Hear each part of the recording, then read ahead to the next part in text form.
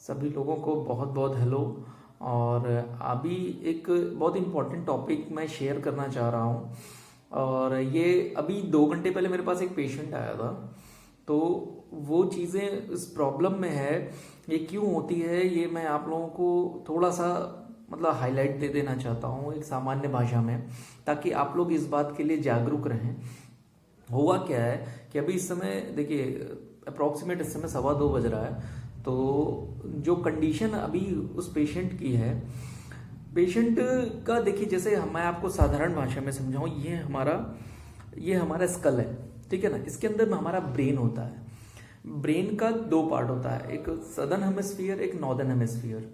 मतलब बीच से कटा हुआ रहता है, इधर और इधर 2 पार्ट में डिवाइडेड होता है, ठीक है ना। लेकिन ये पूरा ब्रेन जुड़ा होता है वेंट्रिकल से। वेंट्रिकल मतलब एक, आप सामान्य भाषा में समझिए तो गैप होता है।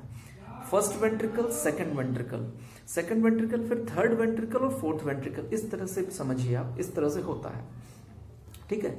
थर्ड वेंट्रिकल और सेकंड वेंट्रिकल के बीच में एक फोरामन ऑफ मैजेंटी होती है, और एक फर्स्ट और सेकंड वेंट्रिकल को जोड़ती है वो फोरामेन ऑफ मोनरो होती है। हुआ क्या है पेशेंट में, जो ये आगे और ये पीछे फर्स्ट और सेकंड वेंट्रिकल को जो जोड़ रही है, that is foramen of Monro, ठीक है। तो ये फोरामेन होता है, वो एक, आप कह सकते हैं एक टैग होता है जो बांधे रखता है चीजों को, जो पास अवे, एक कैनाल भी आप कह सकते हैं, एक टनल कह सकते हैं, आप जो कह सकते हैं, एक वो चीज होता है, ये यहां से बांधे रहता है, ठीक है। अंदर रहता है 2 कैप को, 2 वेंट्रिकल्स को, फोरामेन ऑफ मोनरो। प्रॉब्लम क्या है, फोरामेन ऑफ मोनरो में एक कोलॉइडल जो सिस्ट होता है वो फॉर्म हो गया है लंबा सा। That is not a small cyst, बहुत छोटा नहीं है, वो अप्रोक्सीमेट 27 mm का है, 27 mm का सिस्ट। वो पेशेंट कैसे लाइव है, अब तक तो उसे कोमा में चला जाना चाहिए था। ये कंडीशन ऐसी है, ये कोमा वाली है। मैं एकदम फैक्ट इसलिए आपसे शेयर कर रहा हूं, थोड़ा सा ये आपको आइडिया होना चाहिए क्यों हुआ। साधारण भाषा में अगर बोला जाए तो लोग कह देते हैं ब्रेन ट्यूमर है। साधारण भाषा में कहा जाए तो ये हो गया, ऐसा ट्यूमर वैसा tumour. That is not in the circle of tumour, this is a colloidal cyst, this is starting phase of a cyst, this is not, मतलब ये चीजें आपकी जो हुई है, अगर सामान्य भाषा में देखा जाए तो ये वेंट्रिकल्स जो होते हैं, ये आपको एक टनल देते हैं। अगर आप इस टनल में आपका कोई सिस्ट हो जाए तो ये जो कोलैप्स वाली कंडीशन होती है वो हो जाती है। होता क्या है, पेशेंट कोमा में जा सकता है, पेशेंट की ऑन द स्पॉट मौत भी हो सकती है, पेशेंट का कुछ भी हो सकता है कंडीशन। जैसे हमने, अगर हम कहें तो जिसे ब्रेन हैमरेज कहते हैं, वो भी हो सकता है। हुआ क्या है, पेशेंट को ये जो सिस्ट है 27 mm की कोलॉइडल सिस्ट, ये सामान्य नहीं है। अगर इसका आप ऑपरेट कराएंगे, दैट इज शंट लगता है, अगर आप यहां से कराएंगे इस तरह से, इस जगह से, तो थोड़ा सा नॉर्मलाइजेशन में आता है। लेकिन अगर मेडुला ऑब्लोंगेटा का टच कर रहा है तब तो ठीक है। देखिए, मैं थोड़ा सा आपको ग्राफिक्स से ज्यादा प्रैक्टिकल समझाने की कोशिश कर रहा हूं कि क्या चीज कहां होता है। ग्राफिक्स में सामान्य लोग नहीं समझ पाते, लेकिन प्रैक्टिकलिटी में लगभग सभी लोग, तो स्पेशली जो भी लोगों को अगर फोरामेन ऑफ मोनरो या फोरामेन ऑफ मैजेंटी, यानी इसमें अगर प्रॉब्लम है, एक पेशेंट मैं बता दूं कि पिट्यूटरी मैक्रो एडिनोमा अलग चीज है, ये सब कैंसरस चीज है। दिस इज अ कैंसर, अगर सामान्य भाषा में बोले स्टार्टिंग फेज ऑफ कैंसर, ये कैंसरस है, but this is focused wave of brain tumour. लेकिन ये ब्रेन ट्यूमर की कंडीशन जो भी होती है, ये सामान्य भाषा में आप कहेंगे, लेकिन मेडिकल पॉइंट ऑफ व्यू से this is a colloidal cyst, strictly colloidal cyst of foramen of Monro.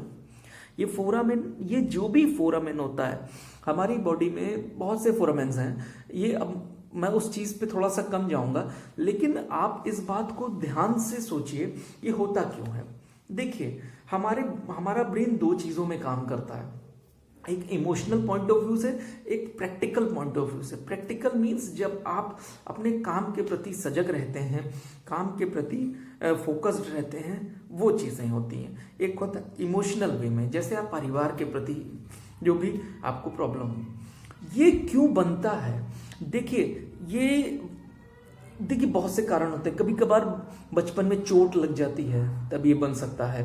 ये सिस्ट, ये ट्यूमर क्यों हुआ, वाई, ये कंडीशन जो आती है मेजरली, अगर आप थोड़ा सा किसी भी पेशेंट के बैकग्राउंड में जाएंगे तो आपको 3 चीज़ें ज़रूर मिलेंगी।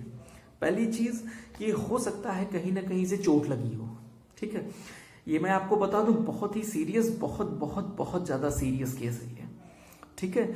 इसका ऑपरेशन करने के बाद भी कोई रिजल्ट नहीं है, ठीक है, क्योंकि ये दोबारा भी बन जाएगा और पेशेंट की मौत हो सकती है जब आप किसी के प्रति बहुत ही इमोशनली अटैच रहते हैं, ठीक है। तो ये जो आप सामान्य भाषा में बोले तो हमारा जो करंट की सप्लाई होती है वो कंटिन्यू होती रहती है, ठीक है। लेकिन जब आप किसी से अटैच रहते हो तो वो बातें ऊपर नीचे होने लगती हैं। अब यहाँ पर क्या होता है कि ब्रेन हमारा इंडिकेशन देता है कि यार ये चीज होना चाहिए। कॉन्टिन्यूअस इंडिकेशंस जाते रहते हैं। थोड़ा सा प्रैक्टिकल में आपके देखा जाए, कॉन्टिन्यूअस इंडिकेशन जाते रहते हैं, ये चीज ऐसा होगा। देखिए ये कोलोइडल सिस्ट एक दिन में नहीं बनता। 8 mm से लेकर के 28 mm तक के बीच में कभी भी एक दिन में नहीं बनता है दोस्तों। ये बहुत ही सीवियर केस है। इसको आप बहुत ही लेजिबल वे में मत लीजिए। बताने का मकसद सिर्फ एक है कि आप अपनी लाइफ में अगर इससे सेफ रहना है तो एक चीज आप जरूर करिए। सबसे ज्यादा अगर आपके ब्रेन में कभी भी सर में दर्द हो रहा है, ठीक है, इसके इंडिकेशंस क्या क्या हैं। सर में अगर दर्द हो रहा है तो वो चीजें आप रिकवर करने की कोशिश कीजिए। दवा खा करके या इधर उधर हो करके आप बिल्कुल उस चीज को मत करिए। इस पेशेंट की लगभग एज है 48 ईयर्स, 48 साल की एज का पेशेंट है और ये प्रॉब्लम आज लगभग 6 महीने पहले ये बात पता चली है और तब से इस पेशेंट का पीजीआई में इलाज हो रहा है। मैं बहुत ज़्यादा डिटेल इसलिए नहीं दे रहा हूँ क्योंकि कुछ पेशेंट्स को अपनी डिटेल एक्सपोज करने में अच्छा नहीं लगता है, तो मैं उनकी पर्सनल रिपोर्ट्स भी नहीं आपको शेयर करूंगा। लेकिन ये बात सिर्फ आपकी जागरूकता के लिए है कि आप ज़्यादा से ज़्यादा मेडिटेशन पे ध्यान दें।